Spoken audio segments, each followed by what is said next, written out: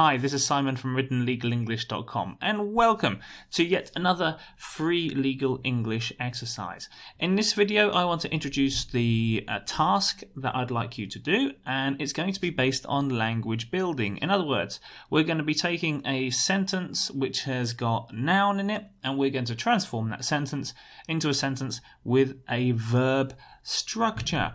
Now, there are a number of good reasons for doing this, and this is something that we've practiced before with nominalization, so this shouldn't be something new to you if you've been watching my videos. But the focus of this video is simply to explore your ability to transform sentences into different verb forms. So we're going to be looking at trying to make active voice sentences, passive voice sentences, sentences with conditional structures, and other sentence structures as well. And the aim of this is to allow you to become a little bit more flexible with your writing. So this is great for developing your English language writing skills. It's also great to help you understand how your message might be interpreted by the reader and how the reader might interpret different verb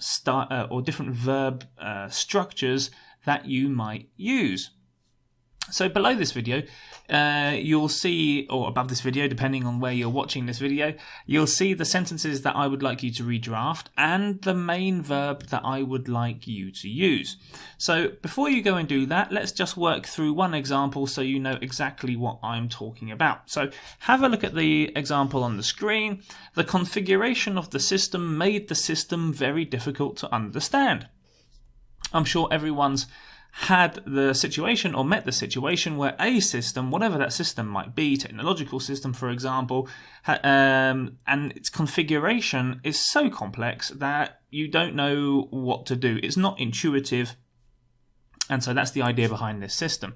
So we've got the nominalization, in this case configuration, and what we want to do is we want to change that into a sentence with the verb configure. And there are a number of ways that we can do this, and I'll go through them quickly. Now, we could just go for the passive voice. So the way the system had been configured made the system very difficult to understand. So we don't know who configured it, we're just talking generally about it. And indeed, in the original sentence, we haven't identified anyone who configured the system, or the person isn't identified.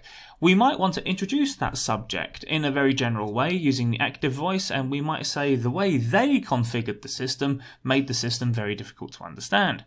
We might decide to go for a conditional structure. If they had configured the system differently, it would be easier to use, so second conditional.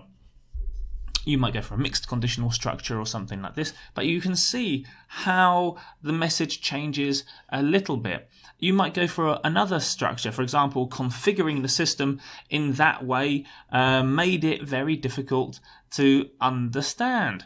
So we might approach it from a slightly different angle using a different verb structure. In this case, configuring the system is a gerund, but nevertheless, a gerund is okay for the purposes of this exercise. So you can use gerunds, that won't be a problem. So that's the general idea. You've got an example sentence. I've given you a main verb, and I'd like you to redraft the main sentence using the main verb and be creative. Use the passive voice, active voice, conditional structures, or any other structures that you can think of, as long as you've got that main verb or, as I said, the gerund in there somewhere. Okay, have fun with that, and I will be back again very, very soon, more than likely tomorrow, with my comments about how to redraft those sentences. And remember, if you want to get access to the free exercises on my website, you'll see there's a link in the video description or in the blog post if you're reading this on my website. Watch that video, create an account, and then you get access to all of those free exercises, and a lot of them will be graded automatically. So, for example, with the preposition exercises or the collocation exercises from the last couple of days, you'll get instant answers to those questions. If you've got any questions at all, then leave them in the comment section below, and I will get back to you. Okay, I'll see you soon with my comments.